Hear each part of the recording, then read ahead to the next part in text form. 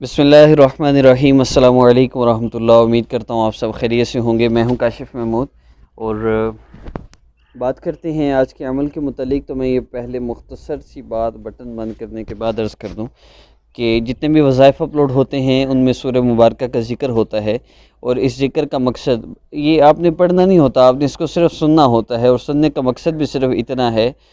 کہ ہمیں اللہ رب العزت کا دھیان مل جائے۔ قرآن پاک کا ذکر ہوتا ہے، آپ اس ذکر میں جب مل کر بیٹھتے ہیں، اس کو سنتے ہیں توجہ کے ساتھ، تو اللہ رب العزت کی رحمت متوجہ ہوتی ہے۔ پھر آپ نے دعا کرنی ہوتی ہے، اور دعا ضرور کیا کریں۔ عمل کی اجازت کے لیے چینل کو سبسکرائب کر لیجئے، اور آپ کو کوئی بھی مسئلہ ہے، کوئی بھی پریشانی ہے،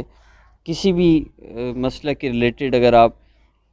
اپنے مسائل کا حل چاہتے ہیں تو یہ بات یاد رکھیے، مسائل کا حل اعمال میں ہے، وظائف اور عملیات اور تعویذات میں اس کا وہ حل نہیں ہے جو اصل حل اعمال میں ہے۔ تو وظائف کا فائدہ ہوتا ہے کیونکہ براہ راست آپ اللہ رب العزت سے مانگ رہے ہیں، لیکن عملیات اور تعویذات اور اس طرح کے جتنے بھی حساب وغیرہ ہیں، ان ساری چیزوں سے اپنے آپ کو محفوظ رکھیے۔ اپنی والدہ کا نام کسی کو نہ دیں، اپنی تصویر کسی کو نہ دیں، اور جادو نظر بد بندش کے نام پہ اگر آپ سے کہا جاتا ہے ہم آپ کا اور پھر آپ کو بتایا جاتا ہے جی آپ کا تو یہ مسئلہ ہے، ہم اتنے پیسے دیں، ہم آپ کا علاج کرتے ہیں، کارڈ کرتے ہیں، ایسا کچھ بھی نہیں ہے۔ آپ صرف اعمال کیجئے اور میرے اپلوڈ ہونے والے ہر وظیفہ کو سن کر دعا کیجئے، انشاءاللہ آپ کے سارے مسئلے حل ہو جائیں گے۔ اعمال کو چینج یور لائف کورس میں جمع کیا گیا ہے۔ اگر آپ کا مسئلہ حل نہیں ہو رہا تو چینج یور لائف ضرور کیجئے۔ یہ کورس واٹس ایپ پر کروایا جاتا ہے، سامنے نمبر شو ہو رہا ہے، اور میں سمجھتا ہوں کہ زندگی میں ہر بندہ جو یوٹیوب پر وظائف دیکھتا ہے اسے زندگی میں ایک دفعہ اس کورس کو ضرور کرنا چاہیے، کیونکہ اس کورس کو کرنے کے بعد اسے زندگی میں کبھی وظائف بھی نہیں کرنے پڑیں گے۔ اور اس کی اہمیت ان لوگوں کو پتہ ہے جو لوگ یہ کر رہے ہیں، یہ کر چکے ہیں۔ سننے والوں کا بھی اہمیت کا اندازہ نہیں ہے، لیکن آپ فرسٹ چیپٹر بھی کر لیں تو آپ کو پتہ چل جاتا ہے اس کورس سے کیا کچھ ملتا ہے۔ تو آئیے قرآن پاک کی تلاوت سنتے ہیں، اس کے بعد آپ نے دعا کر لینی ہے۔ اول آخر درود پاک ضرور پڑھیے گا۔ السلام علیکم ورحمۃ اللہ۔ بسم الله الرحمن الرحيم. يا أيها النبي إذا طلقتم النساء فطلقوهن لعدتهن وأحصوا العدة واتقوا الله ربكم لا تخرجوهن من بيوتهن ولا يخرجن إلا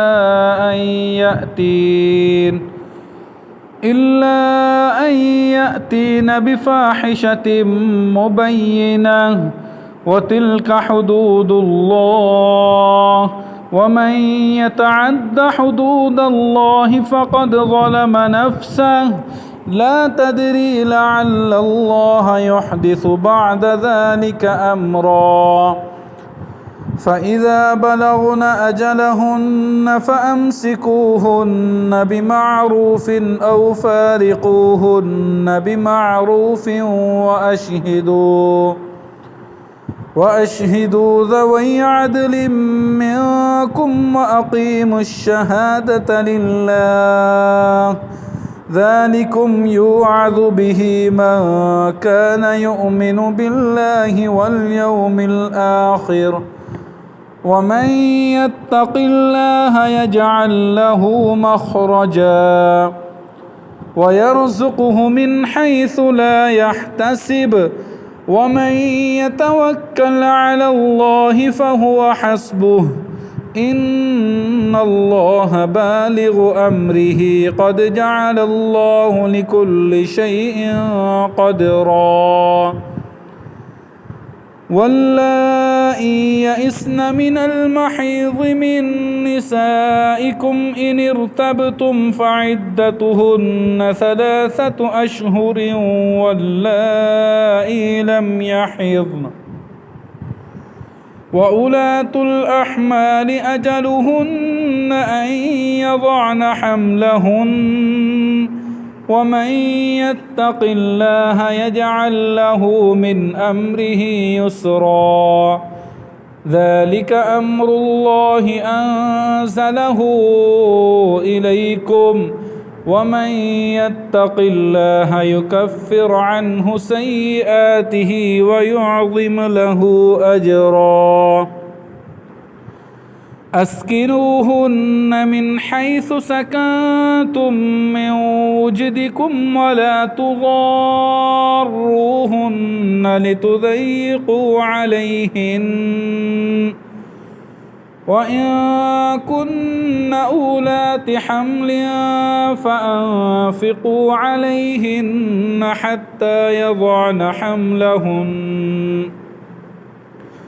فإن أرضعن لكم فآتوهن أجورهن وأتمروا بينكم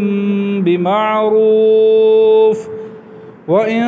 تعاسرتم فسترضع له أخرى لينفق ذو سعة من سعته ومن قدر عليه رزقه فلينفق مما آتاه الله لا يكلف الله نفسا إلا ما آتاها سيجعل الله بعد عسر يسرا وكأي من قرية عتت عن أمر ربها ورسله فحاسبناها حسابا شديدا وعذبناها عذابا نكرا فذاقت وبال أمرها وكان عاقبة أمرها خسرا أعد الله لهم عذابا شديدا فاتقوا الله يا أولي الألباب الذين آمنوا قد أنزل الله إليكم ذكرا رسولا يتلو عليكم آيات الله مبينات ليخرج الذين آمنوا وعملوا الصالحات من الظلمات إلى النور ومن يؤمن بالله ويعمل صالحا يدخله جنات تجري من تحتها الأنهار خالدين فيها أبدا قد أحسن الله له رزقا الله الذي خلق 7 سماوات ومن الأرض مثلهن يتنزل الأمر بينهن لتعلموا أن الله على كل شيء قدير وأن الله قد أحاط بكل شيء علما.